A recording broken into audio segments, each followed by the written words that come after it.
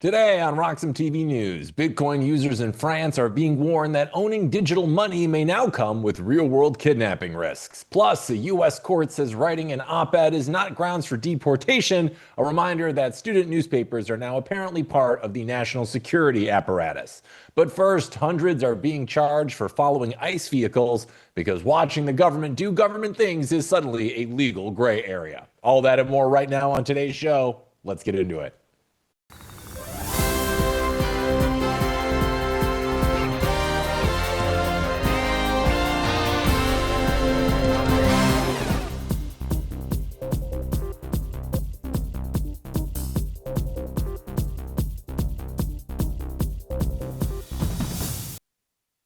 And we're back. Welcome, everyone. It's Tuesday here at RoxomTV News. Appreciate you joining us this morning. I, of course, am your host, Hank Hudson. So let's get into it. We've got a lot to talk about this AM.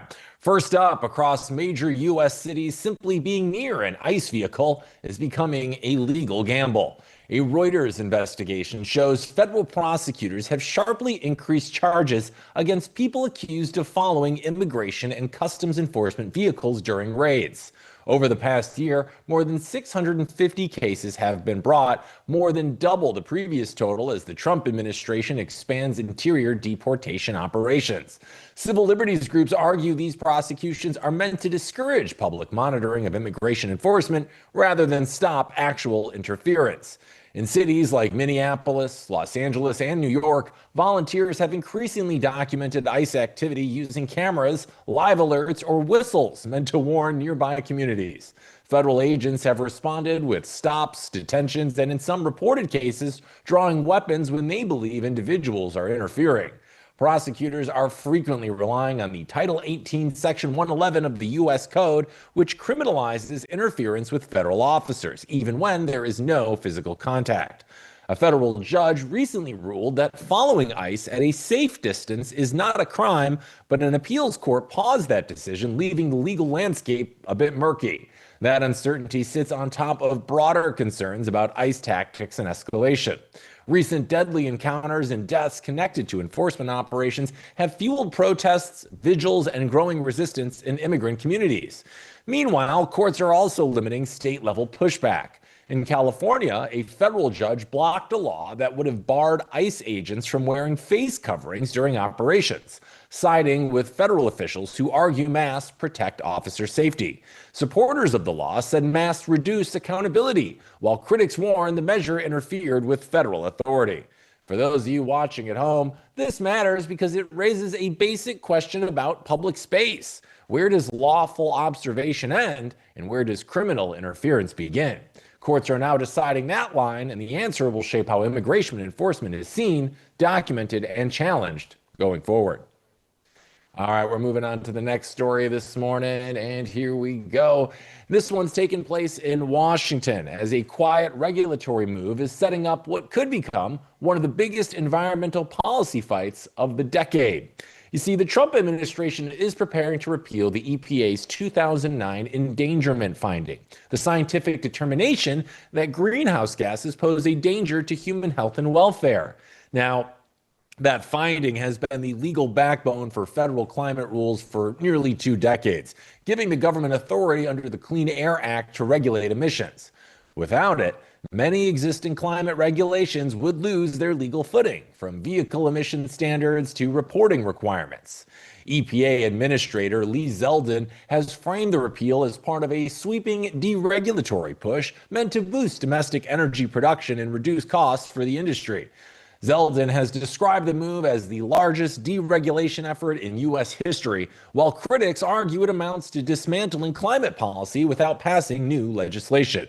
Supporters say the change reins in what they view as overreach by federal agencies and restores flexibility to energy producers and manufacturers. Opponents counter that the endangerment finding is grounded in decades of climate science linking emissions to health risks like heat stress, air pollution, and extreme weather. Environmental groups in Democratic led states are already preparing lawsuits, arguing the repeal ignores established science and violates administrative law. Complicating matters further, a federal court recently ruled that an advisory panel assembled to support the repeal was improperly formed, opening the door to procedural challenges. And internationally, the move further distances the U.S. from global climate cooperation following the administration's withdrawal from the Paris Agreement framework. And for those of you at home, this matters because it introduces long term uncertainty for industries, investors, and communities planning around energy, infrastructure, and climate risk. And what happens next will depend less on speeches and more how the courts actually respond. All right, joining us this morning to talk about this story and others, the man who can connect the dots like no one else, RoxomTV's own Nolan Bauerle. Nolan, happy Tuesday. Great seeing you. How are you? Thanks for joining us. I love life. Glad to be here. I got a weird lag going on, so I hope I'm coming in a-okay with you. Let me make sure Oh, yeah, no. I see your Madonna dance in perfect form, just as you I'm truly voguing. intended it to be. Voguing. I'm Yeah, voguing.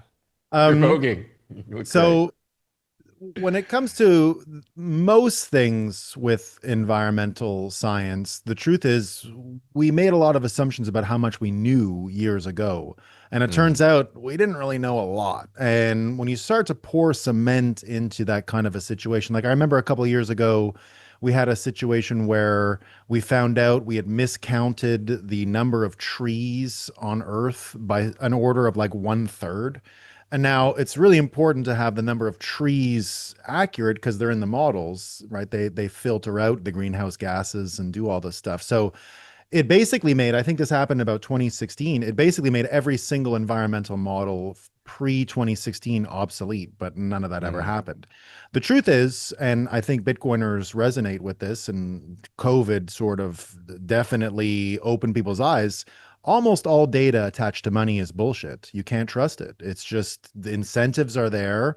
Even with gambling now, we're seeing it in sports data, where sports data is even becoming, it used to be sports data had some semblance of credibility because we're all counting it that day, but we found out with the betting that it's probably a scam too. So even sports data, the minute you attach money to data, in the world that we live in, the data is almost all the time corrupted and bullshit.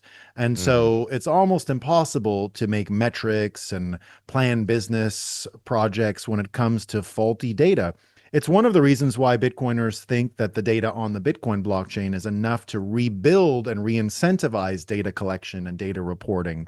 But at this point, we're in such lack of credibility when it comes to these stories. And especially when we look at the global architecture around it, it simply makes no sense that China never adhered to it, was never going to adhere. It is putting out more greenhouse gases than ever before, while everyone else is forced to compete against them. So the whole thing, money plus data, probably a scam. And going from there, look, we have to reduce pollution, make things more efficient. I think everyone knows that, but having binding international resolutions based on data is a pathway to more corruption and more of the same when it comes to lack of trust in institutions, lack of trust and faith in the folks that are supposed to be regulating this stuff. So, I just think it's a data problem to begin with. And I even said in my story today, they said that I think in the Winter Olympics, they said the warmth in Italy is 3 times more likely since 2000 to have occurred.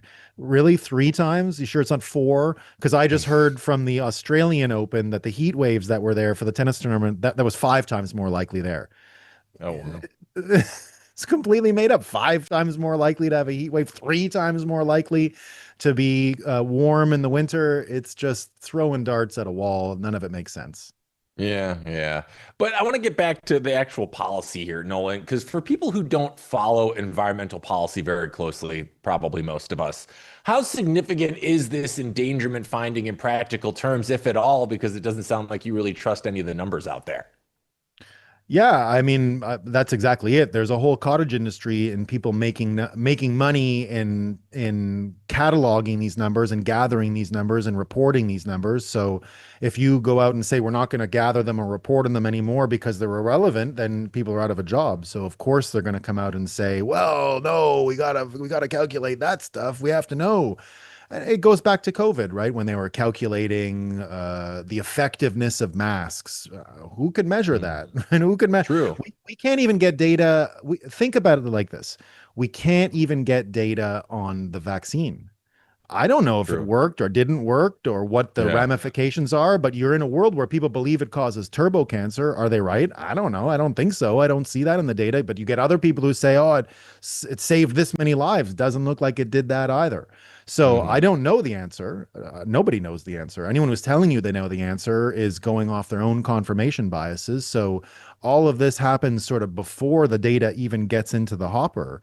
You're Hmm. already presupposing what the answers are. So the truth is, there's a bunch of people. There's a whole cottage industry that was created from the 1990s until now. There's been no one there to stop it. It just keeps growing and growing and growing. Data reporting, data analytics on the environment. At what point do we have enough data and we have to start making decisions or come up with new systems? I don't know the answer to that. No one does, I think. But the idea of losing a bit of data and what it means consequentially for the future, I mean, was the data important to begin with? Probably not. Probably Hmm. not. Well, what data do you trust, Nolan? You seem pretty skeptical of data as a whole.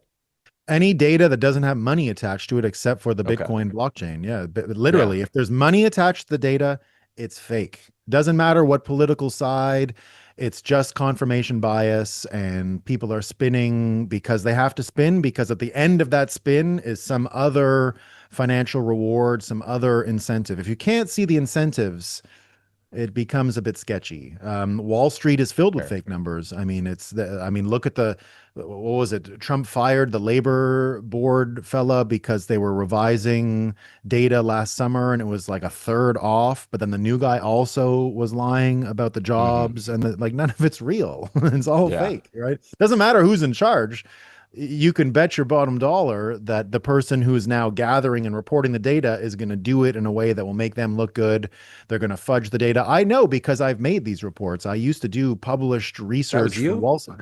It was me. I was It's involved in you. this. I did published Oh. research for Wall Street, and it's you have a narrative and you fit the data to repeat the narrative. It's not lying. You believe the narrative. So I'm not accusing anyone of using data in itself of lying. Hmm. They're using the data to prove their point, which they had already, identified beforehand. They'd already accepted the point they were trying to prove beforehand, and they were using data. And I'd say it's like 99% of the time on Wall Street, in the environmental world, any one of these industries that is data driven is Hmm. generally just using the data to continue to perpetuate their own confirmation bias. Fair enough. Well, in our next story that we're going to come back to after break, we've got some data that's saying Bitcoin users are increasingly getting targeted for wrench attacks in France. So I'll be excited to chat with you about that. And we're going to be joined by our special guest in just a second, who's also going to be contributing to more on that story in just a bit. So everybody stay tuned. More Roxom TV news coming your way right after this very quick break. Some call me Chicken Little, others Bubble Boy. I'm a bit changed, but sounds familiar, right? Let me tell you a hard truth. The S&P isn't rising, the dollar's falling. That's the trick, monopoly money. It's ice melting by the second. Your savings, your salary, your time. Worth less every second. Everyone's using the wrong measuring stick. Switch the denominator. Price the S&P into Bitcoin. Hard, fixed, unprintable. Suddenly your unstoppable index, it's collapsing. And while you cling to dollars, well, Wall Street already switched. Before, you needed two brokers. Still getting my ninja bonus though, right? Plenty of spreadsheets. And my quant! I hate this part. I was right, and I'll be right again. If I were you, I'd thank me. You know my name's Dave, right?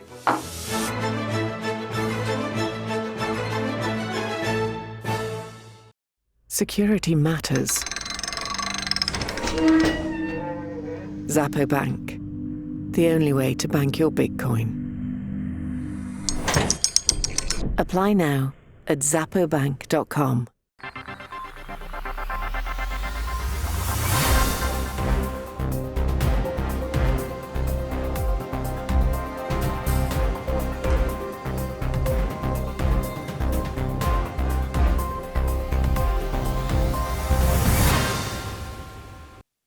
Welcome back to RoxomTV News. Now it's time for our Bitcoin story of the hour, and this one takes place overseas as French authorities have arrested several suspects in the abduction of a magistrate and her mother. Crime investigators say this was tied to a crypto ransom demand. The two women were taken from their home, held for roughly 30 hours, and later found injured but alive. Officials say the case fits a growing pattern of organized groups targeting people believed to have digital asset exposure, not celebrities or influencers, but ordinary people. French police have acknowledged a rise in crypto-linked extortion attempts over the past year, fueling concern about copycat crimes. And the police are now facing criticism for slow prosecutions and strict self-defense laws that, according to critics, leave victims exposed. One of their biggest critics is the CEO of Wizard Sardine, a Bitcoin security company. In a recent post on X, Kevin Loaec wrote, "France is really fucked up. I have to explain to my relatives living there that at this stage, they will get kidnapped someday, and there is nothing I can do about it. If they defend themselves, they will be the ones to go to jail. Kidnappers basically don't get punished." Now, Loaec is joining us today to explain what's happening on the ground and what realistic protections actually look like. So let's give a big Roxom TV News welcome to the CEO of Wizard Sardine, Kevin Loaec, everybody. Kevin, welcome to the show. Thanks for joining us. Thanks for having me. Yeah, the pleasure is all ours. And I saw our co-host for the hour, Nolan Bauerle. So let's get right into it, Kevin. When people hear crypto-related kidnapping, their instinct is to think this only affects whales or public figures. So my question to you, Kevin, is what feels genuinely different about this case and the broader pattern we're seeing in France right now? Yeah, so as you may know, there's been a lot of cases in France. Last year already, there were like quite a bunch. And since the beginning of this year, it's just accelerating again. It's basically one case every 2 days. It's really bad in terms of like kidnapping. And yeah, the one we're talking about, or you were just mentioning about the two women, like a couple of, actually a week ago. It was like the target wasn't really well known, does not have a lot of Bitcoin at all. Is definitely not a wealthy man. Yeah, it's very weird. Like we're trying to figure out why was he even targeted or his family, right? Mm-hmm. And yeah, definitely not a public figure, not someone that goes to conferences, not someone that hosts a show or a podcast or anything like that. Just pretty much your average Bitcoiner that just likes Bitcoin. And yeah, that's it. That's wild. And Nolan, we've heard of these types of, I think that the term is wrench attack stories for the last year. They seem becoming more and more prevalent. I've heard a lot about them in France. You yourself are a world traveler. Are these things you're seeing in other parts of the world too, and it's not just isolated to parts of Europe? Well, it looks like, and Kevin can correct me. I know Kevin and I were both in Dubai last week talking about this, and it is one of the subjects because Dubai is a safe place. And at the event last year, it's when the fella from Ledger had his fingers cut off. He was, currently kidnapped at the time. I know I work in events, and it's been many years since I've ever said to anyone, go to Paris for an event. I just simply would not do that for these reasons. Now, and I wonder though, and I want to ask this question to Kevin, because when you ask how prevalent is it, I remember when the Bit license came in New York and you had Bit license refugees, an important name amongst them would be Kraken. And Jesse Powell explained simply that if you force me to keep redundant customer data in New York State, what you're actually doing is creating a kidnap list.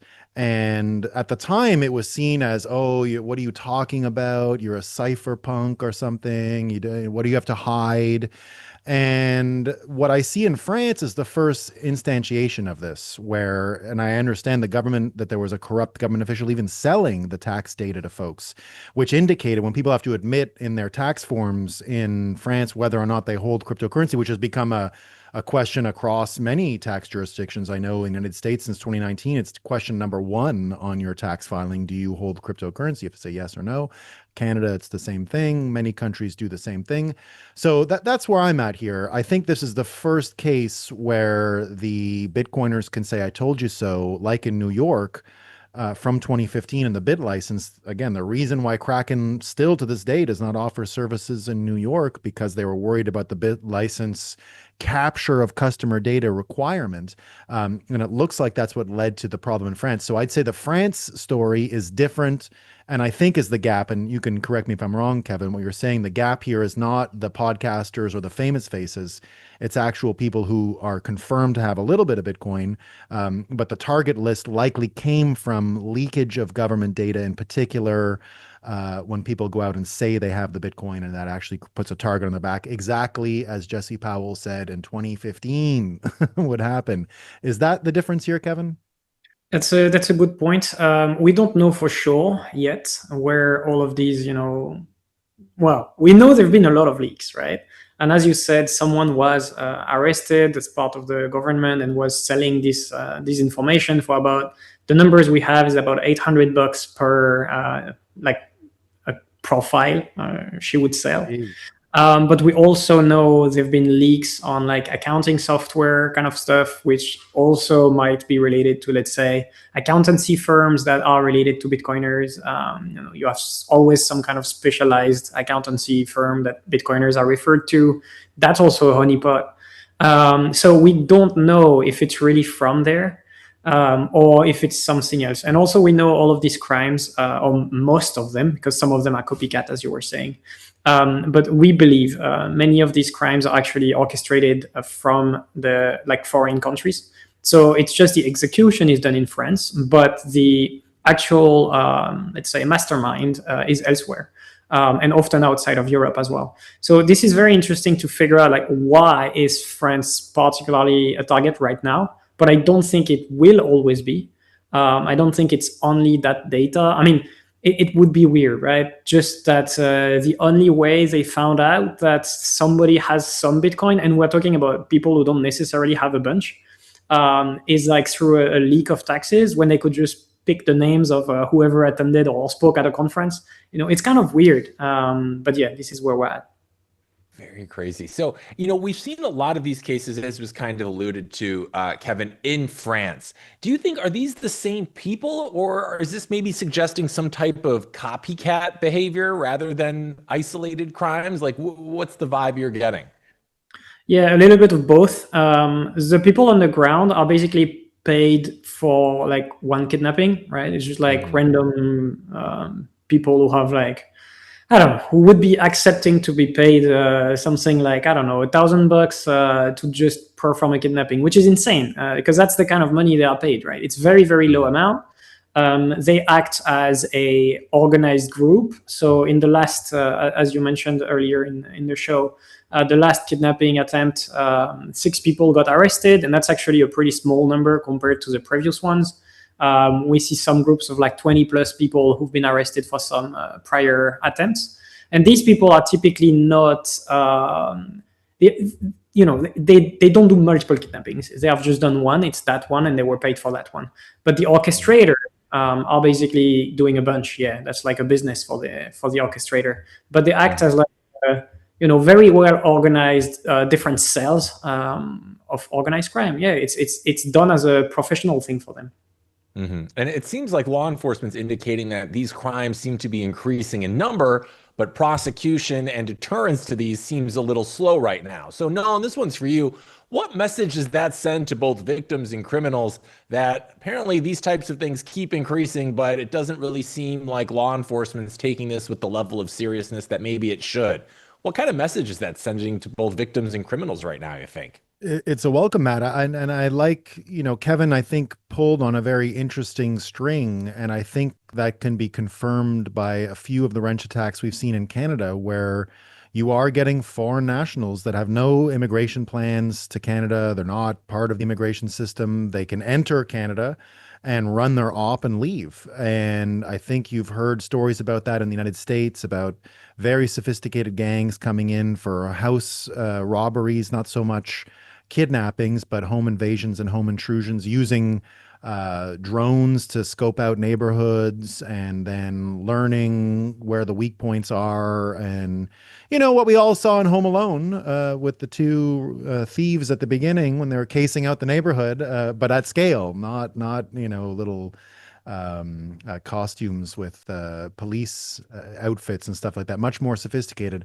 I heard a story, and so the way around it, indeed, the welcome mat, we were, you know, another reason why Dubai has become a big haven for these folks.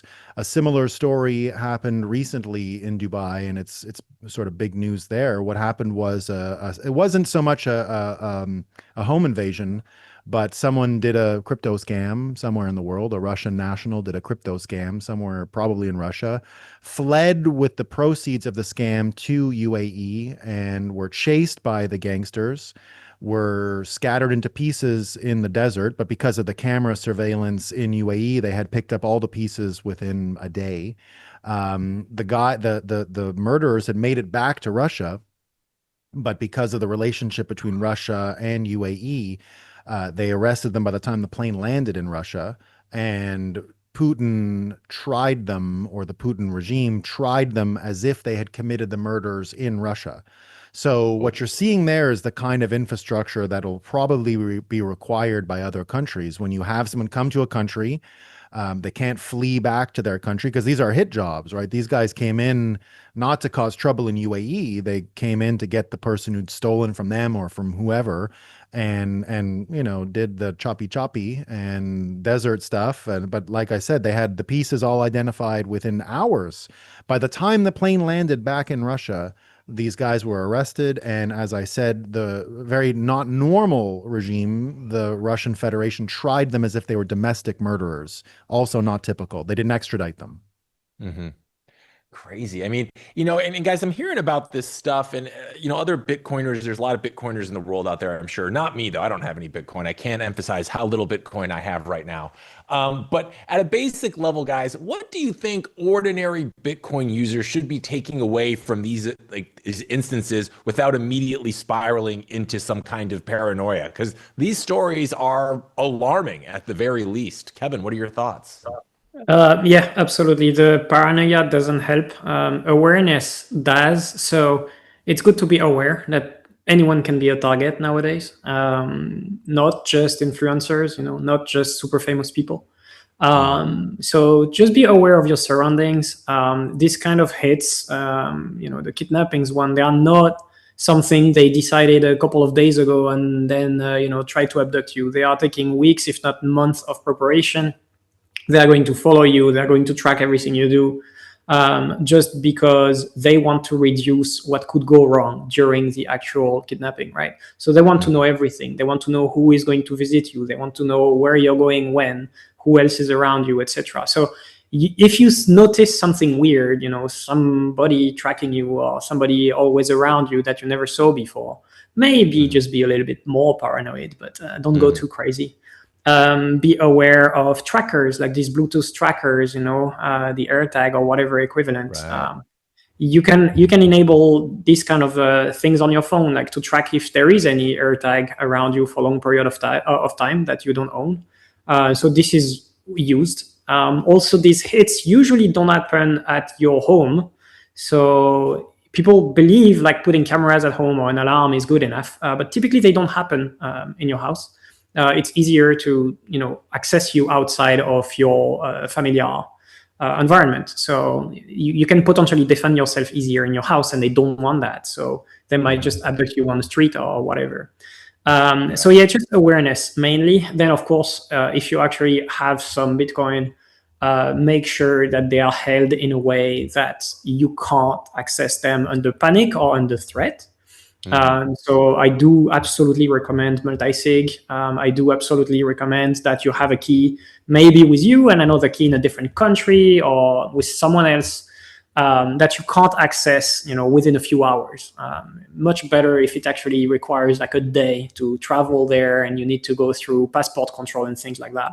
It's it's a good way of deterring this kind of threats. The payouts shouldn't, you should never pay out, basically. That's really the thing that's hard when someone of your family is threatened and things like that. But you need to increase the costs on the attacker. So the first thing to do is to contact the law enforcement. They have teams for that. They have resources for that. They will bring a negotiator to the table, etc. So you don't have to deal with all the stress. But yeah, that's the only thing you can do, really. It's be careful about what you're revealing to the world. Be aware of all these leaks, of all this personal information that you're sharing with whoever, with the government, with your accountants, with exchanges, things like that.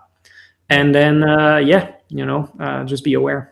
Yeah, Go I've always kept. I learned this from a friend of mine who's from the island of Trinidad, where they do deal with kidnappings pretty often. And his name is Doug. And so he taught me the Doug swap, which is keep a USB with you and just like write Bitcoin and put an address. Yeah, you can plug that in, man. You can put that on, you can have all kinds of Bitcoin. Or put some trashy shitcoin, fake Bitcoin gold or something on there that isn't worth anything, and say, wow, you got my money, man. Yeah. Can I go now? Take it all. Just leave my Shiba, please. Don't touch the Shiba. I call it Doug swapping. Doug swapping. No, and as someone who's navigated the space for a long time now, I'd be curious, in your experience, have the precautions that you and people have those precautions changed at all from when you first entered the space to where you are now? Have you seen an evolution in that at all? Well, in the early days, I already had a really large insurance scheme around me because I was doing a lot of legacy media and I was very public in New York. So if for example, I was banned from going to several countries because of those risks, like the insurance wouldn't cover it type of thing. So I was invited to Ukraine many times in the early Bitcoin days, and I simply could not go. My employer would not allow it because of the risks. So there was a huge extraction insurance on that. And you can even, I don't want to get too into the details of, for example, Kraken, but there's not a lot of forward facing employees of that company for that reason. They really worry about the responsibility of letting someone be public with the exchange and the burden that they assume when that happens. So there's a handful of people they allow to be public facing, and a lot of exchanges have already adopted those policies that were forward thinking, and so create different names for their company that people work under in order that's hidden if they're not willing to be public. So they were already pretty sophisticated thinkers, and if anything, I think it's regressed, to be honest. I don't think it's become better in some ways. I've practiced a little more, like go to places where this is like, I don't just go anywhere. And if I go somewhere, it's generally going to be without a pattern, like Kevin was saying. I live in places that are generally pretty secure with competent security, or I can go and get my own firearm at the Walmart if I need it, if I'm there, Well, there's certain states that remain that way, and that's pretty much the only solution. I know in the heart of COVID, I started to see, and if you talk to a lot of Bitcoin maximalists, they'll literally show the firearm they're carrying with them that day. That's a normal thing with a lot of Bitcoiners, just to, what are you packing today? But that's an American phenomenon, I would say, more than anything. But yeah, it's regressed in many ways. I don't see the kind of sophistication that was there in previous years. More Wild West right now than ever, weirdly. Oh man. Yeah. Pretty soon, all of these chats are going to be like, I had the Rational Root on last week, and he just has like a cartoon vegetable over his face. We're all just going to be cartoon vegetables talking to each other now because we need the anonymity, I guess, if you hold Bitcoin in the future. And Kevin, I want to go back to you here really quick. You've been pretty blunt about the risks that we're seeing that come with holding crypto assets, saying that everyday Bitcoin users are now facing real physical risks. So my question for you is, what specifically pushed you to speak out this forcefully? And what are people misunderstanding about the nature of these types of threats right now?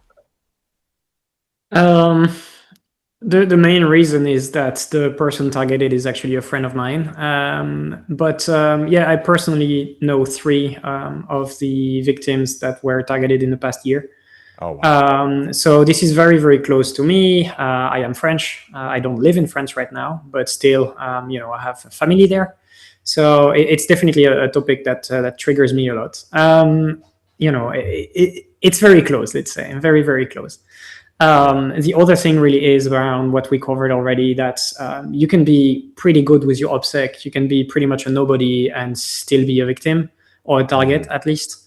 So yeah, all of that make it very difficult. The other thing that we mentioned very quickly was about enforcement. So I do believe law enforcement is actually very good at reaction in France. They are actually, very famous for that. Anti-terrorist groups are like extremely efficient in France. So most of these abductions, you will get liberated as soon as you, as of course you have to let the police know. And again, you should do that as soon as you get a message or something, some kind of threat, let the police know. They will free the victims. But the problem is afterwards, it's the justice system, which is not related to the police in that case. The justice system is extremely slow because it's completely overwhelmed. In France right now is 3 to 4 years to judge a criminal case. So all the people that have been arrested in this past 3 years, none of them has been judged so far. So some of them are in preemptive, I think that's how you call it, preemptive jail time. They are still in prison, kind of waiting for a judgment, but you can't apply that to everyone. So a lot of these perpetrators are basically free, sometime under some kind of surveillance, but they are still out there. And this is the thing that's really triggering everyone right now, is that we know these people are kind of free, at least some of them. And it will happen again. And then we know that when the judgments will come, which we haven't seen yet, but when they come, very probably these people are going to face 3-4 years of prison, something like that, maybe nothing. If they've been in which for is 3 years tiny. already, they're going to be out. Absolutely, which is tiny, right? Yeah. I got a question for both you guys. And Nolan, let's start with you. As we're seeing crypto and Bitcoin make its way further into the monetary system, you got to imagine that instances like this are probably going to become more and more prevalent. Or prevalent, I should say. So, Nolan, how do we combat things like this into the future? Is that just on the individual, or is there something maybe the Bitcoin community and the crypto community can be doing better to avoid these types of situations from, happening? Yeah, it looks like a structural problem. As long as Bitcoin goes up in value, as long as we're right about Bitcoin, I can't see how the target shrinks. Now, how do you mitigate it? I think Bitcoiners have been long time suggesting, Bitcoin cultural spaces all the way to the Citadel type mindset, right? Where the point of the Citadel is that Bitcoin is a peer-to-peer network. And peers, it's not any human. To be a peer means you have to be a Bitcoiner. And Bitcoin is becoming more and more almost like a nationalistic identity. It's becoming more and more like people identify, I don't want to speak for Kevin. He's French. It's a very strong nationalistic identity. So is American. As a Canadian, one of the weakest fiat identities in the world, I was very easily shed of my nationalistic identity, and I easily identify more as a Bitcoiner than as a Canadian at this point. So, and I think that's becoming more and more true. And so I tend to spend most of my time, not by design necessarily, just my peers are Bitcoiners. It's a peer-to-peer network. If I go to New York City, you'll find me at PubKey. If I go to, Washington, D.C., you'll find me in PubKey. If you find me in San Francisco, I'll probably be at Presidio. So visiting all these Bitcoin spaces just means that someone is watching your six in a way, right? You're in spaces, you're blending in with other Bitcoiners. Bitcoiners are all aware of the same issues. When you heard Kevin say, watch your back, I mean, one of the reasons why we were in Dubai, everyone last week, is so that we were able to just be together and not worry about security and things like that. It's a sort of a no-brainer in Dubai for that reason, unless you're a Russian scammer and the Russians are Russian gangs themselves are chasing you. But even that comes with a risk, of course. So I think it boils down to communities. I think it boils down to Citadel mindset, Citadel settings, understanding that Bitcoiners as a network of people is probably your safest bet. Not that you should go around trusting every Bitcoiner, but you should know that Bitcoiners are worried about and thinking about the same things as you, because there is a collective unconscious to being a Bitcoiner, and it involves being afraid of the same things. That's part of what aligns Bitcoiners. Wanting the same things and being afraid of the same things is what goes into that identity. So I think it is about being strong within that community. The Bitcoin meetup culture has always been very conscious of that. Bitcoin events have always been very open to masked speakers, remote speakers for that reason. I've never had a problem with it. I've always endorsed Rational Root and other folks like that who want to stay anon. So I think it is just, an aesthetic and a lifestyle that comes from being a Bitcoiner that continues to grow and be cultivated. And we'll probably go to even further extremes, like walled literal citadels where only Bitcoin, like you got to pay with Bitcoin to get in. You can't get into the city unless you got the Bitcoin. Kevin, what do you think? Does this sound like a good Bitcoin safety blueprint for the future, or do you have some other thoughts in mind? Yeah, it's very dystopian, but I do believe the same. I think we will have to go through a phase of what we call citadels, no matter what they are, right? They could be physical space, they don't have to be. But yeah, I do believe that it's very important that we figure out what the risks are, and also that we don't, like, I think we are all aligned here that self-custody is very important, but we also want the new Bitcoiners to not feel like, oh, it's too much responsibility to be in self-custody. I don't think it's it's something to be afraid of. It's more like you need to build your security around it, of course, but like anything else. And so we have to be kind of careful about filtering a potential newcomer as well, just out of fear and making them just overwhelmed. Because of course now, if they are in France and they just watch the TV, it's like every 2 days you have a kidnapping. Like, what the hell? Yeah. And they are very violent. It's not the random kidnapping when they just take someone and ask you for money. No, they actually cut fingers. So yeah. Oh man, I would just like to take this opportunity to remind everybody I hold no Bitcoin. I have no cryptocurrencies of any kind. So thank you for that insight there, Kevin. We're going to take a quick break, guys. But when we're back, we're going to be chatting about Bitcoin and its price, what's going on, where it is now, where we think it's headed. So stay tuned. More Roxom TV news coming your way after this quick break. Some call me Chicken Little, others Bubble Boy. I'm a bit changed, but sounds familiar, right? Let me tell you a hard truth. The S&P isn't rising, the dollar's falling. That's the trick. Monopoly money. It's ice melting by the second. Your savings, your salary, your time. Worth less every second. Everyone's using the wrong measuring stick. Switch the denominator. Price the S&P into Bitcoin. Hard, fixed, unprintable. Suddenly your unstoppable index, it's collapsing. And while you cling to dollars, well, Wall Street already switched. Before, you needed 2 brokers. Still getting my ninja bonus though, right? Fuck. Plenty of spreadsheets. And my quant! I hate this part. I was right, and I'll be right again. If I were you, I'd thank me. You know my name's Dave, right?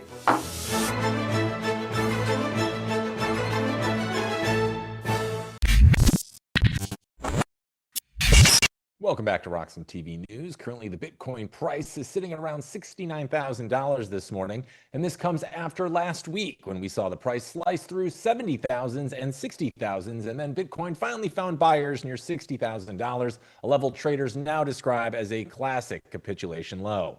Now, that bounce was immediate and aggressive, sending the price of BTC above 71,000. Now, from a technical standpoint, that rebound matters more than the sentiment. The $60,000 level is now acting as a short-term support. As long as Bitcoin holds above that zone, the market has room to breathe rather than immediately tumbling into another leg down. On the upside, resistance is clearly mapped out and not pretending to be subtle. Bitcoin was rejected near 71,800 late last week, making that the first obstacle bulls need to clear. The level most traders are watching right now is at 74,500. A clean break and hold above 74.5 would open the door to 79,000, with 84,000 waiting as a much heavier ceiling if momentum actually shows up. For those of you at home, this matters because panic selling appears to have cooled, but the market is still deciding whether this is a reset or merely a pause. Right now, Bitcoin looks less broken and more undecided. We're bringing the guys back. Gentlemen, after a sell-off this violent, what usually matters more in the short term? The technical levels themselves or the psychological reset that comes after the panic selling? Kevin, let's start with you. What are your thoughts? Oh, wow. For someone like me, I'm like, whatever the price is, I'm actually happy when it's on sales. It's cheaper to buy. It's also better for people like me who are focusing on building. It clears out a lot of the noise. And when the price is ecstatic, it's just like everyone is talking about the price, always checking the price. And a lot of less work gets done. So, discounted Bitcoin, I'm happy with it. Yeah. No, what are your thoughts about this rebound? Is this genuine strength returning or more like a relief rally after traders got stretched a little too far, too fast? What's your read? Yeah.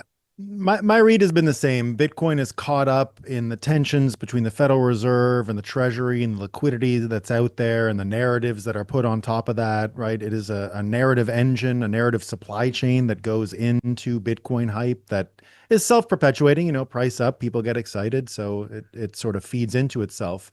But I've noticed, and I use different proxies in the price to judge the health of the network or the health of what's going on in the industry, simply because I work in media, and media clicks and how many people are watching and all these, the amount of money and sponsorships and the amount of feeding into that narrative supply chain that participants, startups and developers and all the different businesses that function in Bitcoin, to me, provide a better proxy for the health of the industry. And it's been about a year that I've seen that viewership is down across platforms. The biggest shows aren't putting up their biggest numbers. So the price was held there by a lot of these institutions for a long time that just, I think, had their own floor, and it got blown out and things happened. So I think we're stuck in the middle of some pretty big dancing elephants here between the Federal Reserve and Treasury and all the other things that are going on. So I think as Bitcoiners, we've been already waiting for this other foot to drop for quite a while. So now that it did drop, I think there is a bit of relief amongst Bitcoiners. We see the narrative supply chain firing up again. We see today with Kevin Warsh coming in and the new Federal Reserve and how it's going to work with Besant and Treasury and market structure in America now going through in a bipartisan way. We can see the pieces to what's coming next start to form. We've seen this pattern before. We've seen the old narratives that pumped Bitcoin in the last cycle get exhausted. They look like they need some relief. And I saw today things like, that you got Jeff Bezos tweeting the rabbit, right? It's been his code name for his rocket ship the turtle, right? The tortoise and the hare. It's been his code name for the slow and steady approach to his rocket building. I continue to think you're going to see more designs around these Bitcoin citadels, around space mining. I saw Google offer a 100-year bond. They've been talking about AI in space for a long time. They're going to take that money and fund it. You've heard Elon Musk make his point about the moon.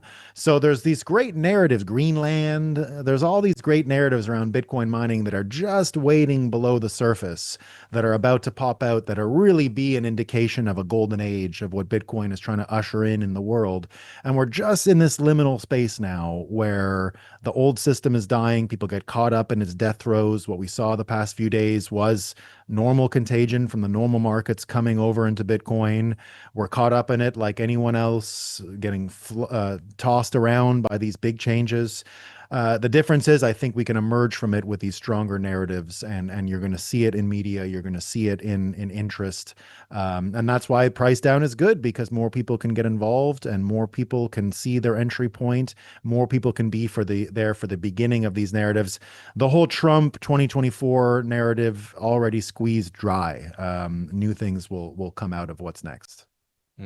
So you sound pretty optimistic. Kevin, is that the similar tone for you? I mean, we have seen a lot of, the fundamentals are the same as they were just, back in October, and we've seen a lot of tailwinds from Bitcoin that we hadn't really seen in the past. But 2025 kind of fell a little flat for a lot of us. Do you think things are setting up for a nice 2026? What's the beat you're getting from the market currently? I'm definitely not good at making predictions. Historically, I've been terrible at it. So I completely agree with the Trump thing. Like, there was a big hype when he took office, and of course, hype has to go down at some point. Also, the ETF side of things was like kind of exciting. It was a thing that was being in the pipeline for a very long time. Every year we were like, oh, is there going to be an ETF? Oh, is there going to be an ETF this year? And when it finally happened, of course, that creates kind of a rally, kind of flowing of money and movements here and there. But then also, when you look at the global market, not just Bitcoin, you also see that the sentiment globally is going down. And it has to happen as well. When everything is going up, when Nvidia is pumping more than Bitcoin, it has to slow down or just go down at some point. So this is where we're at right now. Is it going to go up from here? Is it going to go just sideline? Who knows? I'm not the one the bet there. Yeah. Go ahead, bro. Bitcoin is a psychological commodity like the US dollar. It literally is vibes. And when the vibes are low, the price is low. It's that simple. Yeah. Well, I got to say, guys, the vibes here have been immaculately high this morning. So I got to thank both of you for joining us in this morning. It's been an absolute treat. Nolan, always a pleasure to have your insights and expertise. And Kevin, thanks so much for joining us yourself. It was great to get your insights on what's going on across the pond over there. And before we let you go today, Kevin, is there any places that our audience can catch more of you? You got any hot takes, a website, a Twitter handle, somewhere they can go if they just didn't get enough of you this morning? Yeah, sure. Twitter or X is probably the best place to read my ramblings.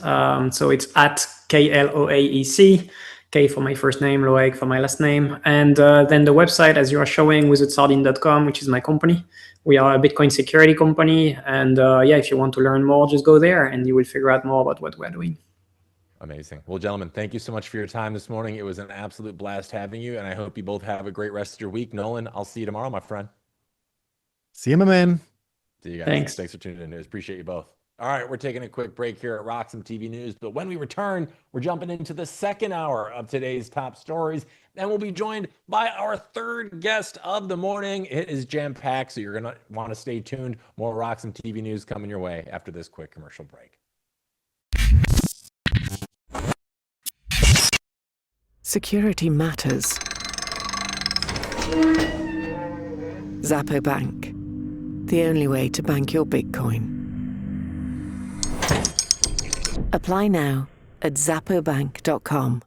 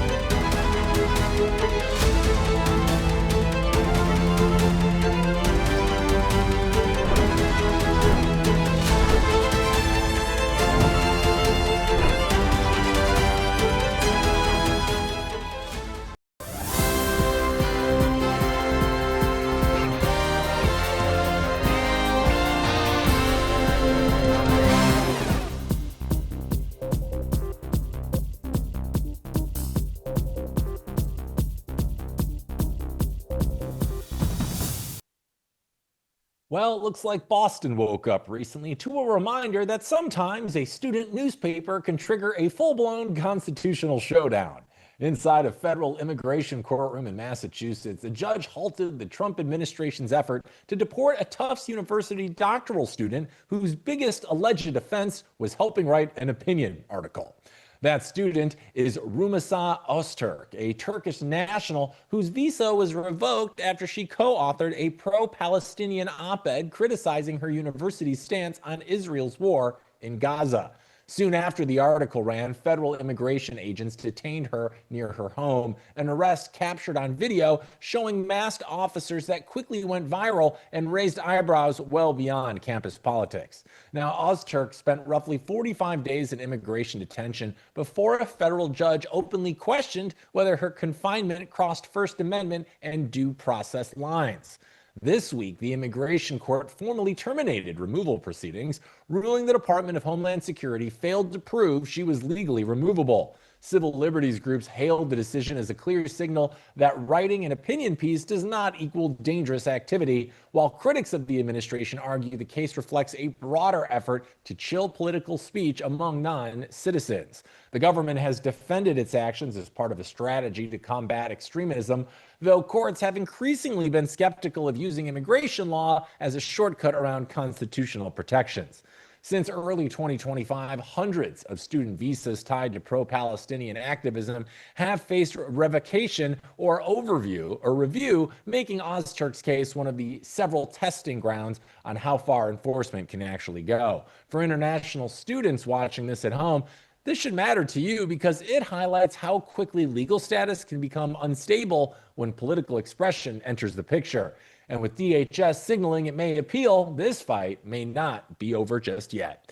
Now, joining me to talk about this story and others this morning is the woman who helps us here at RoxomTV separate the noise from the signal. Let's give a big welcome to RoxomTV's own content extraordinaire, Azul Cibils Blaquier, everybody. Azul, welcome to the show. Thanks for joining us. I hope I didn't butcher your name too horribly. No, you did it just right. Thank you so much for having me. Super happy to be here. Yeah, the pleasure is all ours. And I want to jump right into this first story we were talking about, Azul. So when you step back from the legal details we saw here, what strikes you most about this story? That it started with a student op-ed or that it escalated all the way to detention centers and deportation proceedings? What was your read on this whole situation? I'm honestly just surprised they even found out. There are so many student newspapers across the US. It's like, why this one? Why Tufts? Why her? I was an international student in the US at the University of Michigan, and we had plenty of pro-Palestine, and just generally all sorts of anti-government op-eds on there. I was an opinion columnist, in fact. So I'm just, that leaves me wondering why her. And it's definitely the fact that deportation, is a weapon against political speech for students that travel there under a legal F1 visa and have just as much a right to be in that university as any other American student. They won their place. Yeah. So why are they being targeted for what they're saying? Yeah, absolutely. And as someone who was an international student themselves, Azul, how do you think this changes the way people think about speaking openly on campus about political issues? This seems like this could be a slippery slope. I wouldn't want to speak out if I was worried about getting hassled by immigration enforcement. That's exactly the point. Even though she ended up, being freed, and the news today is that luckily for her, she's not being deported, it's still way easier to just not say anything. In fact, I wanted to invite a friend of mine that went to Tufts, and she specializes in, in human rights. That's where she works. But since she's currently in the US on an F1 visa, she didn't want to join today. And, it's super important to speak up, but at the same time, I completely understand people not daring when all your friends and family and your relationships and your work is in the United States and you're risking being deported and having to leave. It's like, even though the government ended up being wrong and all the documents showed that this girl was not, in fact, being pro-Hamas, the effect was still the same. People are still going to prefer silence over deportation. Right. And what's interesting about this case is kind of something we've seen before with other areas of the immigration enforcement, is that the government is saying this is about national security and extremism, while critics are saying it's about chilling free speech. So my question for you, Azul, is How do you think the public ultimately decides which explanation feels more believable? And I bring it back to like ICE because to a lot of us here in the United States specifically, we're looking at what's happening and we're like, this is insane. But then you have you have a huge contingent in the United States that says, hey, they're just doing their job, man. So where do you think the public kind of falls on this spectrum right now? Do they think that this is something necessary the government needs to be doing? Or are they maybe infringing here? Yeah, so I definitely think that the government's credibility collapses when their documents prove them wrong. And the same thing happened with ICE. You know, they were saying Alex Preddy was a dangerous offender and that he tried to shoot some of the officials and he hadn't even grabbed his gun. And similarly, you know, they were saying that the student wrote an op-ed being pro-Hamas and that she had documents and that the government had documents proving her allegiance to this terrorist organization. And that wasn't true. That's exactly why she was not deported in the end. So to anybody watching this at home and thinking like, you know, I understand Americans not wanting pro-Hamas people in their country, you know, we're not arguing against that. The same way that I understand people not wanting somebody to shoot a police officer that's enforcing the law, you know, that regardless, ICE is a specific situation, but still, but this way of visible enforcement, even when proven wrong, still achieves compliance. It still achieves the desired effect. That is, I'm not going to go to an ICE protest for fear of being fatally shot. True. Yeah. No, it definitely is going to deter people from, you know, doing that in the future. And I was really excited to have you on the show, Azul, because you bring a really great international perspective that we touched on briefly. So my question for you is, does what we're seeing here, does this feel like a uniquely American tension to you? Or have you seen similar struggles in other countries between immigration enforcement and free expression? Or is this just a United States problem? This is definitely not a United States problem, is not unique to America, but the difference is other countries that do use public, you know, speech for immigration control are very explicit about it. You know, the UK has denied entry to tourists that are associated with ideas that they don't agree with. France has deported activists. Australia has revoked visas. But the US platforms itself specifically within its university sphere as, you know, the home of free speech and the home of growth and ideas and freedom. So students are going there and, by the by, either paying a lot of money to do so or going through extraordinary lengths to get funding to go there. And the whole point of going to America, and that at least was part of my appeal, is going somewhere where you can kind of spend your studies uncovering the truth. In the case of this student, it was in medicine. In my case, it was in philosophy. But if that's gone, then how many students will still be wanting to go to the US? And in fact, I read recently that after, you know, the H-1 visa now costing $100,000 and many other hurdles being put for international students, UK rates of applications have skyrocketed. So I'm sure this is going to definitely have an effect on you know, the whole economy around universities. Yeah, no, absolutely. And, you know, Azul, you're a young person, so I want to get your take on this.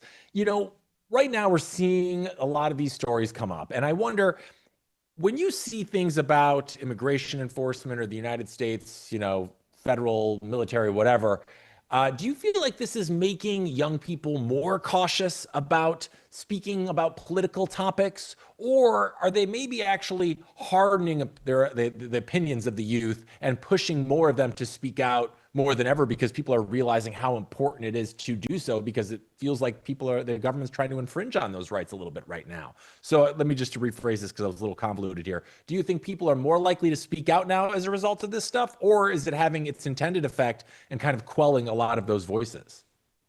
I think both things are gonna happen, and it's gonna depend on, at least in the US, it's gonna depend on your status. And we have already seen very aggressive, potentially violent protests in universities in the US.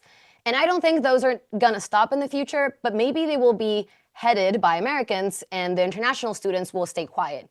And I think in that sense, the government may just get what they want because they're still getting the super extremism to, you know, combat and in their public speaking be like, we wanna go against this, but then they're actually quieting part of the society that could also add to that conversation and maybe even bring global perspectives. Right. No, that's a very good point. It's like they just be like, let the American kids do it. We don't want to get deported. We're just trying to Yeah. go to school here. So that makes a lot of sense. All right, we're going to move on to our next story, Azul. So hang 10, I'll bring you back in just a second because our next one takes place in Mexico as the Trump administration's immigration policy is showing up in an unexpected place: family bank accounts. Bloomberg reports that money sent home by migrants fell by 4.6% in 2025, ending an 11-year growth streak in remittances. That drop matters because remittances account for roughly 3.5% of Mexico's GDP and support household spending in poor regions. When that flow weakens, the impact isn't abstract economics, it's fewer pesos for rent, food, and school costs. And the pressure is compounded by a stronger peso, which means families receive less local currency even when dollar transfers hold steady. Reuters reports that deportations have surged since Trump took office, with President Claudia Sheinbaum citing more than 150,000 people sent to Mexico. Tougher enforcement also creates instability for migrants who remain in the U.S., reducing work hours and pushing some into lower paying or less secure jobs. And that uncertainty shows up directly in smaller or less frequent transfers. And there's also a longer term issue at play here. Researchers note Mexico's remittance boom was driven by a mature diaspora, and new migration from Mexico has slowed. And an aging migrant population is structurally less likely to keep increasing transfers year after year. And for those of you at home, this should matter to you because Mexico has leaned on U.S. labor markets to stabilize household incomes without major domestic reform for years now. And when that external safety valve tightens, the pain lands hardest in communities least able to absorb it. What comes next depends on deportation levels, U.S. labor conditions, and whether Mexico can replace remittances with internal growth. We're bringing Azul back. Azul, a lot of people think immigration policy ends at the border. So what, if anything, has stood out to you about how deeply this story reaches into everyday life for families in Mexico? You got any thoughts? Yes, of course. Immigration policy definitely does not end at the border.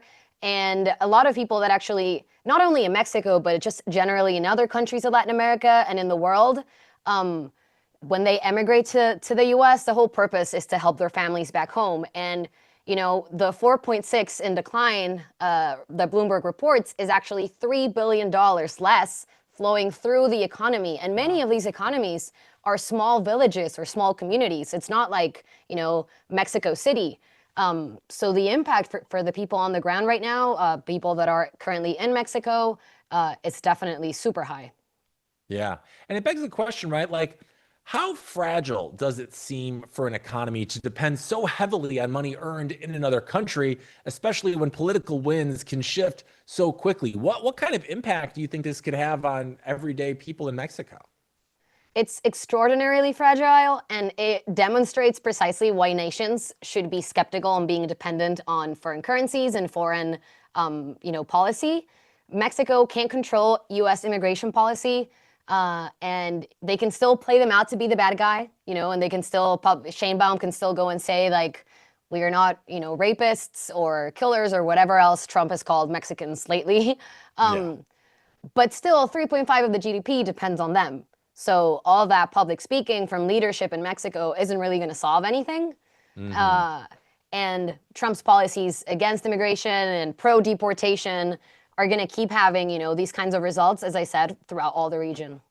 Yeah. Let me ask you this. Does it, as a person of the international economy or the world, how surprising was it to you when you saw the United States kind of getting a little combative with their trade agreements and everything in Mexico? I mean, beyond just immigration enforcement, because this is one of the longest and strongest partnerships in human history.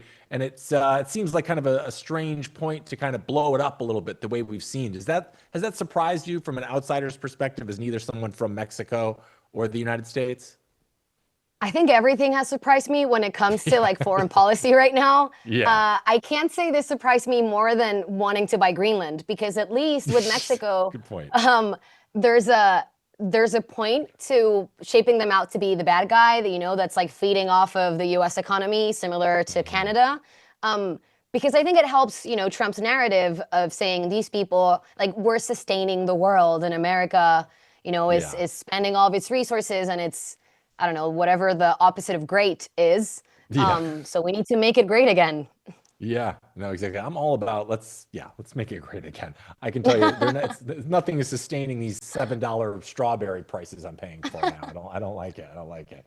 Now, if we were to look ahead here, Azul, do you think the pressure we're seeing forces Mexico to maybe rethink its domestic economic strategy a little bit, or does it simply just leave communities stuck, ultimately being the ones absorbing the shock here? Do you think Mexico is going to have to kind of reframe their relationships or rethink their relationship with the United States going forward, given all the changes we've seen in just the last year?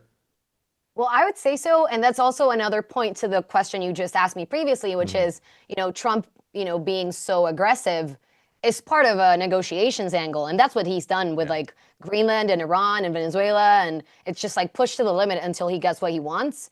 And the government can't really do the Mexican government can't really do anything about it. A lot of too much of its population, is in poverty and needs work and will still be wanting to depend, not wanting, but needing to depend on the US.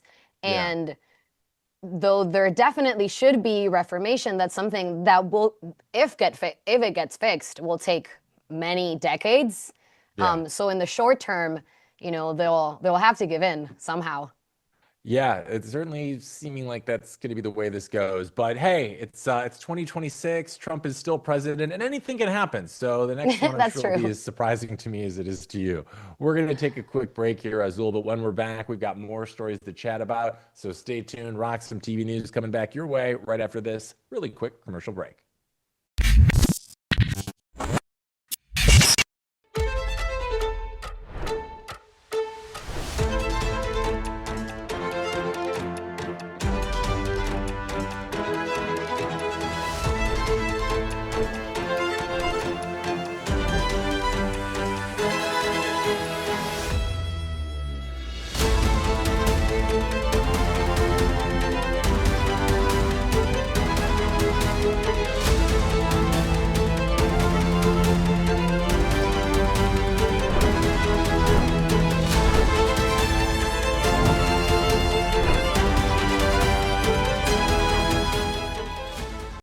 Security matters.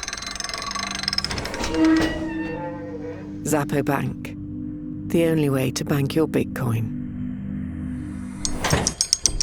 Apply now at zappobank.com. Welcome back to Roxom TV News. Our next story takes place in Cuba, where the planes are staying grounded and the fuel gauges are basically decorative at this point. The country is facing its most severe energy emergency in decades after a tightening U.S. oil blockade has left the island almost completely out of fuel. Cuban aviation authorities have warned airlines that the country can no longer guarantee jet fuel availability until at least March. That warning has already forced Air Canada to suspend flights, while other carriers are scrambling to reroute aircraft to refuel elsewhere. The shortage traces back to a broader U.S. strategy under President Trump aimed at cutting off petroleum exports from Venezuela and discouraging other countries from supplying oil to Cuba. The policy threatens tariffs on suppliers, effectively severing Havana's access to its traditional fuel lifelines from Venezuela and Mexico. International reaction is building. Russia has condemned the blockade, calling the fuel situation critical and accusing the United States of attempting to suffocate Cuba's economy. Mexico has sent humanitarian aid while carefully navigating U.S. pressure to avoid triggering sanctions of its own. Cuban leaders have rejected calls to negotiate political concessions in exchange for relief, framing the crisis as a continuation of long-standing U.S. hostility. And for those of you watching at home, this matters because the shortages echo Cuba's infamous special period of the 1990s, when daily life became a constant exercise and improvisation. As fuel supplies run dangerously low, the island's near-term future now depends on whether international support or diplomatic shifts can slow a crisis that is already reshaping everyday life. Joining me to talk about this, we're bringing back Azul. Azul, when you hear that flights are being canceled and hospitals are scaling back services because there's no fuel, what does that tell you about how serious this situation in Cuba has really become? Super serious. I mean, the basic state capacity is collapsing in real time. Hospitals have had to cancel surgeries. They're outsourcing their patients. Airlines are refusing to land. This basically means that Cuba can't, I mean, on the one hand, the residents can receive the attention, both in health and in just the ordinary lives that they need. But also, Cuba depends really heavily on tourism. And if, planes aren't landing, and if they land there, there's, no food or no assurance of like electricity, that's really going to be hurting the economy and just like regular Cubans. Yeah. I mean, right now, as we're seeing power and energy is everything, right? And we essentially just hit like an off switch on Cuba's entire economy with this blockade. And you got to think about and that's why I'm glad I have you here. I wanted to think about the international perspective here, because we're doing this to Cuba, but that's going to have an effect on how other people in other countries in the world perceive the United States. So my question for you, Azul, is how do you think this crisis changes how other countries view U.S. sanctions as a policy tool when the humanitarian impact becomes this visible? Well, what are your thoughts on that, or what are you feeling? I think it's another example of what we were just discussing with the Tufts student and with the ICE raids. It's another way of the government, just because they're saying something doesn't make it true. And there should be a limit to how much tariffs and policy they can impose on other countries, leaving, that country's citizens in truly subpar conditions. And, in this case, the UN warning of a true humanitarian collapse is true. And the US, the fact that Mexico is still sending supplies, but they're also not daring to help so much because they're afraid of retaliation. We just covered that story. That is just putting the message out there, or rather reinforcing, because the message was already out there, that the US that the US doesn't play fair, I guess, would be the way I would put it. Yeah, and that's interesting to hear from someone outside of the United States. And it's a very fair thing to say, is that we don't seemingly play very fair given all of the leverage we have on the world stage. And with that being said, this in some ways is giving me some thoughts of what's going on in Greenland a little bit, right? Like the United States, all that, the whole Greenland issue, Trump has his eye on it because of the strategic resources, and now he's kind of cutting off the energy and the power to Cuba. Do you think this could be another check mark on Trump's list right now? As you think maybe he's got something planned for this, or I don't know, what's the kind of vibe you're getting given the Greenland situation we've seen and talks of others during this time in terms of Trump having his eye on these as kind of a prize in the future? Is that kind of a vibe you're getting here as well? I mean, I think the U.S. is super close to world domination right now in that sense, because they really do have their eye on everywhere. But I think the Cuba thing is really connected to the fact that the U.S. currently, you could say broadly, holds control of Venezuela's oil. And I think it's more of a point of asserting themselves as the country that gets to choose, where that oil goes to, who gets it, and go back to, the 1950s, where the U.S. had all control in Latin America, and we were, their second Puerto Rico in a sense. So I see it more so in that direction. No, that makes a lot of sense right now. And if this fuel shortage were to drag on in Cuba, what kind of long-term effects do you think it could have on, like migration and tourism and Cuba's relationship maybe with the rest of the world? Is this maybe part of this thing we're seeing right now where old alliances seem to be deteriorating and new relationships across the globe seem to be forming? Do you think this might be an extension of that? For sure. I mean, definitely tourism is going to be gravely affected. Migration will be so also most immediately. There's going to be an acceleration of it. And I don't think it's also something that I've always wondered is why the U.S. doesn't make more of an effort of helping these countries, since it gets involved anyway. Why doesn't it make an effort in helping these countries that it reportedly says it doesn't not want within its borders, help them prosper, help the people there not need to migrate their own nations. So I think they're kind of, shooting themselves in the foot in that sense. Yeah, no, that sounds about right. We're really good at doing that here. So no surprise on that one. All right, we're going to move on to the next story. Azul, I'll bring you back in just a second. Because right now, Brazilian lawmakers are sending a clear message that clicking yes, I'm 18 is no longer going to cut it. Brazil's government is preparing sweeping new rules that would block minors from accessing online gambling platforms, pornography, and other adult content.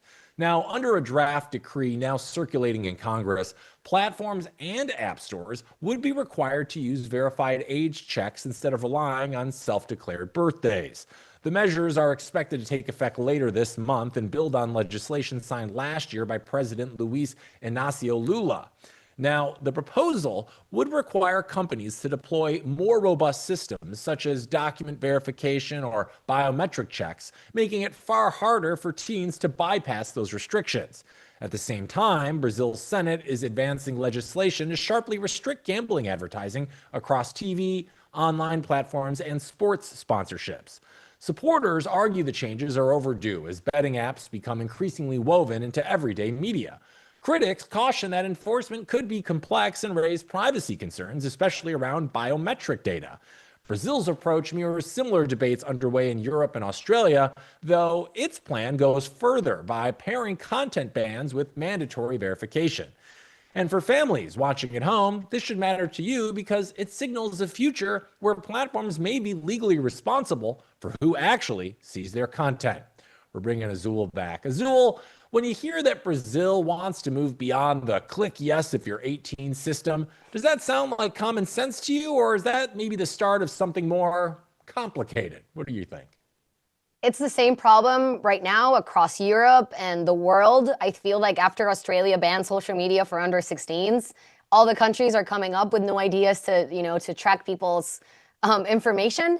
And I think the point here is, as everywhere else in the world for these kinds of stories and regulations, is how do you ensure that without overstepping on privacy and still ensuring, that the user's information won't be constantly tracked?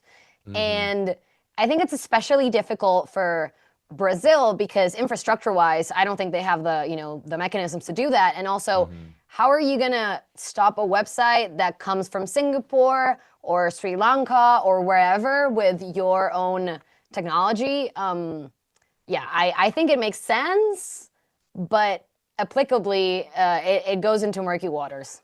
Yeah. And do you think these are who's really responsible here? Is it the governments who need to be putting regulations on, on these companies? Is it the companies themselves, or is it the user? And it's just like, you got to kind of handle your own business. Like ultimately, who do you think the buck stops with here? I think, definitely parents. If you're talking of a person, that's not of age yet, parents are entitled to choose their own children's education, whatever, everybody else thinks about that. To a certain extent, and this, I'm veering a little bit from Brazil and into the social media scandal going on in Europe, but I do think it's good that we're asking ourselves these questions collectively as a society. Like, is this good for us? Is it not? Everybody used to smoke everywhere, and nowadays I think it's good that people always know that cigarettes are bad for you because just like the images on the cartons. So maybe social media and these apps or websites that Brazil is trying to block, like gambling, which in Latin America it's everywhere in the world, but I've heard horror stories from Argentina as well. I think it's okay that they come with a warning label. Who should administer it? I feel the government should establish that it requires a warning label. Ultimately, parents should be the one who administer the use of those things. Yeah. No, I totally agree with you. And as a young person who grew up with social media and I'd say a relatively similar form to what it is now, do you feel like it truly had like a negative or some kind of effect on you or your peers? Like, was it negative? Was it neutral? Maybe was it positive? Like, how was it growing up with these types of applications already in place? So negative, so negative. So horrible. Like I remember when we were 13, and Twitter wasn't the Twitter that it is now, but it was still so much a place of like hate, and people used to go on Twitter to like send each other like, you're not mentioning my name specifically, but we met in recess and I did something you didn't like, and then you tweeted about it, and like everybody in the school knew. And I deleted my social media, not X because I need it for work, but I deleted it in December. And my screen time has gone down to like an hour and a half every day. I'm reading much more. I have like less social anxiety, and especially I think in the US you always move from home, but all of my friends and family are back home in Buenos Aires. So it's like I live abroad, and just looking at that all day makes me feel like I'm missing out on so much. Yeah, no, I could understand that. And I guess My question for you, kind of expanding on what we just talked about here, when you were growing up with it, like you said, it was not good. Well, what's the worst part? Is it the comparison's a thief of joy thing with all the, you're comparing yourself to everybody online? Is it, there's like, I know the cyberbullying aspect to it. Like what part of it is so challenging for someone of a younger age to have to deal with in all these platforms? What's the hardest part? I think if you are a victim of cyberbullying, I would say that. But since I never experienced that, I can't speak to it.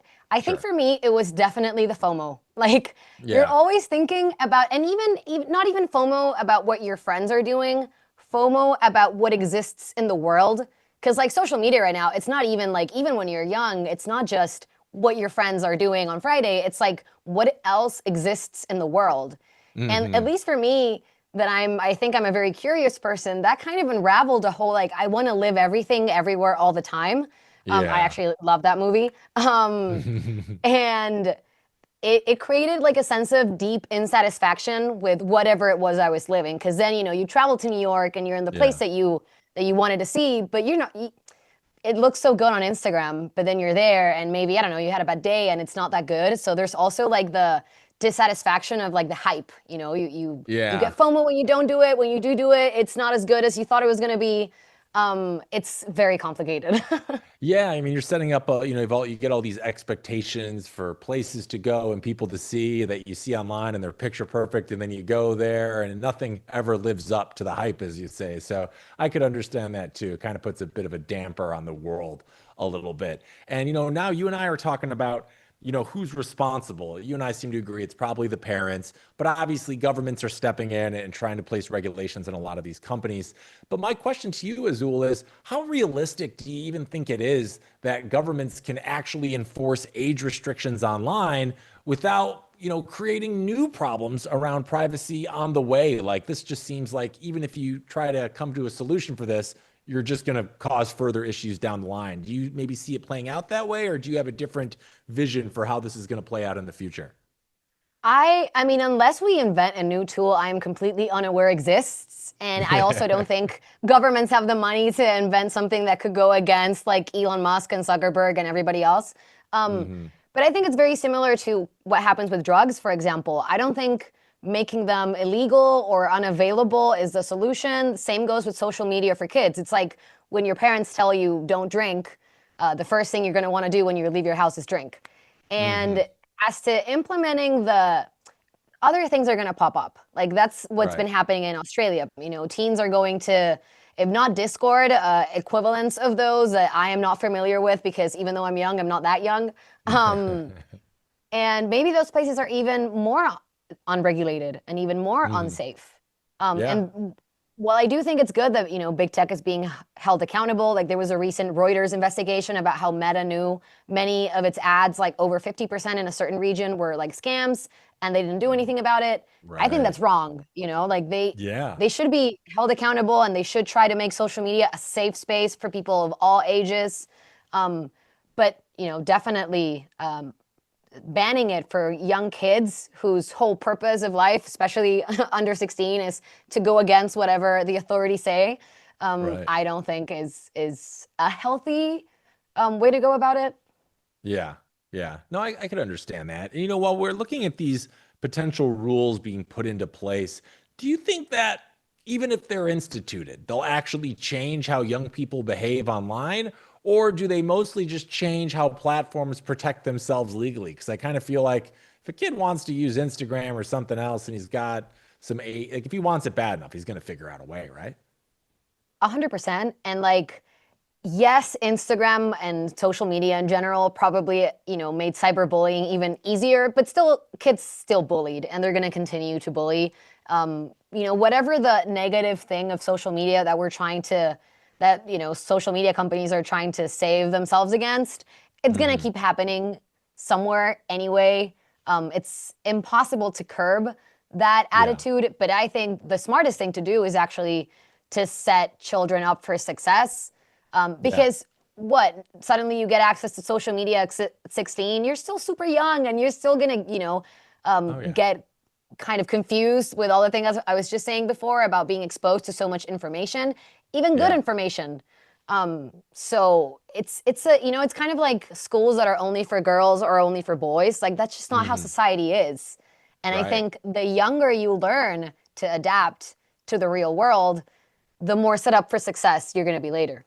Yeah, no, absolutely. I mean, life is all about being able to adapt. And like, for instance, you have adapted recently to your new role here at RoxomTV. So Azul, while I got you on the show, I want to talk about that really quick. So before you joined us at RoxomTV, helping us find the best signal in the business, what were you up to before? Were you always in kind of the Bitcoin or crypto sphere, or was this a new lane for you? I'd love to learn more about it. This is a completely new lane. So, and I've been asking this to everybody at RoxomTV. Anybody who has any tips on how I can, you know, dive into the Bitcoin pool, please do let me know. I have a few books already on there that have been recommended to me by Nolan and by Anastasia, our great, you know, Bitcoin signaler at Roxom. Oh yeah. But before that, I was a journalist in the US. So as I mentioned, I studied there, and then I went on to work for a little bit at Bloomberg and CNN. And after that, I was a little bit, you know, in the environment space, very passionate about that, but I'm very glad to be back, you know, where I feel like I most belong, which is in the editorial selection stories for you guys. How's it been going on your end, Hank, working together? Having you and Anastasia has been so great. I was going through so many stories the night before, and with you guys now, we're able to get stories that literally broke the same day. Before, I was having to carry them over from late the evening before. So it's like the news that we're getting to deliver to our audience is better and fresher than ever before. You guys do an incredible job of actually picking out the stories that seemingly are moving the needle of the world. So we get to touch on those. And yeah, I mean, it's made everybody's the whole operation a lot better. I can focus on the things that I need to focus on, which are usually this space, rather than having to source and write everything. So it's just been an absolute boon for the whole RoxomTV team. I think I can speak for everyone when I say that. And as one of the newest members of the team, like, what are you kind of hoping to do while you're here, Azul? Like, what's your big goal for your time here at Roxom? What are you hoping to accomplish with the team? I would love to help people, and not just people within Roxom, but rather the people we're speaking to right now and generally every day. Separate the noise from the signal. And it's honestly like a purpose that is very close to my heart. Beyond, I think we made it like our motto within the editorial team right now. But honestly, like I studied philosophy in college, and I carry philosophy in my mind and in my books, in my purse every day. And it's honestly so difficult to even know what to believe, what to care about. There's so many things going on in the world, and right now we're so hyper connected. And I think this has gotten people to be a little bit indifferent to everything, because there's just so much. It's how will I ever, truly know everything? You don't have to. And I want to be here to help the team, help people know what matters and what to care about, and why it matters to them and to the world and the structure we live in, though failed it may be. Yeah, no, that's great. And that's never more important than it is right now. As you mentioned, there's so much news out there, and it's so hard to separate, especially since the advent of AI. Truly, like, what is real and what is just a bunch of smoke and mirrors. So we're so happy to have you on the team now. It's been such a boon, like I said, to our entire editorial process and bringing our audiences the best news that we can every day. So I want to thank you so much for that. And I want to thank you for taking the time to join us today, Azul. It's been an absolute pleasure getting to sit down and chat with you. I get to chat with you in the meetings, but this is a whole different beast. So I certainly appreciate you taking the time to hop on with us today at RoxomTV News. And I'm sure we'll have you back again real soon. Thank you so much for having me, Hank. Yeah, before I let you go though, Azul, you're doing God's work out there. Is there a place that people in our audience can follow you if they are looking to get an additional, barrier between all the junk that's out there and the real signal? Where can I send them so they can check out what you're up to?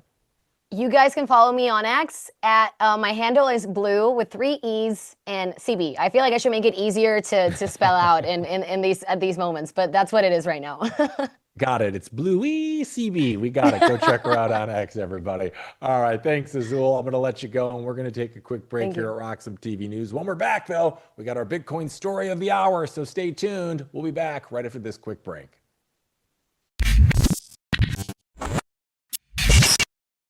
Are you interested in effortlessly growing your Bitcoin portfolio?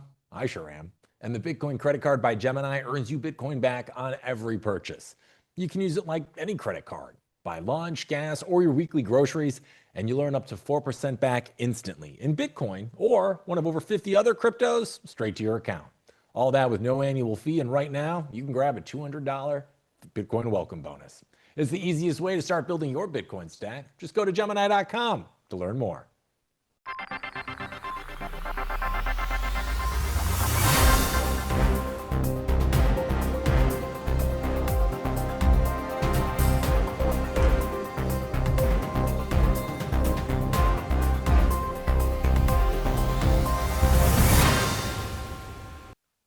Welcome back to Roxom TV News. The Bitcoin price is currently sitting at $69,000 this morning, and that brings us to our Bitcoin story of the hour. And if Bitcoin is ever going to feel boring enough to use every day, this next story may help with that. You see, Cash App is rolling out a series of changes that strip away many of the friction points that make buying and spending Bitcoin feel harder than it needs to be. The update introduces zero to low fee Bitcoin purchases, including no fees on buys over $2,000, no fees on recurring purchases, and free spending over the Lightning Network. For qualifying users, Bitcoin withdrawal limits are also being raised, which makes moving funds into self-custody far less ceremonial. Cash App also reaffirmed that every Bitcoin purchased on the platform is held one-to-one, meaning when users buy Bitcoin, Cash App actually holds that Bitcoin and allows withdrawals at any time. Miles Suter, Bitcoin product lead at Block, framed the changes as part of a broader mission shift. In a post on X, he said, "In 2026, we are making big changes on Cash App. Starting today, lower fees across the board. No fees on large buys over $2,000. Still zero fee, zero spread when you stack, get paid, or round up. Higher limits, free Bitcoin spending via Lightning to ensure Bitcoin becomes everyday money." And Block chairman Jack Dorsey amplified the announcement with a single word repost that read simply, "Math." This follows Block's earlier rollout of native Bitcoin Lightning payments through Square, allowing merchants to accept Bitcoin with zero processing fees during launch. Put together, this connects everyday users directly to real-world spending without adding extra toll booths along the way. And for those of you at home, this should matter because infrastructure decisions like fees, limits, and custody quietly determine whether Bitcoin stays theoretical or becomes practical. Sometimes the most meaningful shifts happen without fireworks. I want to give a welcome to my fellow Roxom TV host, Walker America. Walker, welcome. Happy Tuesday. How are you? I'm doing great, Hank. Doing great. A lot going on in the wider world today. How are you doing? Oh, tell me about it. It's been a crazy show today. There's been so much to talk about. We've had not one, not two, but three different people joining me, and you're the fourth. So I imagine there's a lot in store for you this afternoon as well on your 3-hour block. So what are y'all going to be talking about? Yeah, we've got 3 guests joining as well on the program today. We've got Zach Cohen from the Bitcoin Policy Institute. He'll be joining me. That's a weekly segment we're doing now with members of the Bitcoin Policy Institute to sort of get the scuttlebutt on what's going on in the swamp from folks who are wading knee deep in the muck over there doing God's work for Bitcoin in Washington, D.C. Then we've got Rob Wallace from Bitcoin News and Brandon Gentile to round out the 3-hour live stream. So excited for it. Lots of stuff going on. And yeah, we're just going to try to get through it all. Yeah, amazing. That sounds like a real nice heavy hitters list of guests you got there. So that's super exciting for your audience. So everyone, make sure you're staying tuned here at Roxom TV News. Walker is going to have all of those heavy hitters and more in the next 3 hours on his show. So Walker, I'm going to let you go and wrap up here, but have a great show, my friend. I'll be watching it, and everyone else should stay tuned and do the same. Thanks, Hank. Talk to you soon. Talk to you soon. All right, gang. Well, that's a wrap here at Roxom TV News on our Tuesday edition. Thank you so much for tuning in with us. And if you haven't already, do the thing. Make sure to like, follow, and subscribe to Roxom TV, Roxom TV News, and me and Hank at Roxom TV, wherever you choose to do your scrolling. And we will be back tomorrow, same time, same place, 8 a.m. PST, right here at Roxom TV for more of the day's top stories. So everybody, enjoy the rest of your Tuesdays. Again, thank you for tuning in, and I will see you boys and girls tomorrow with more of the day's top news. See you Wednesday.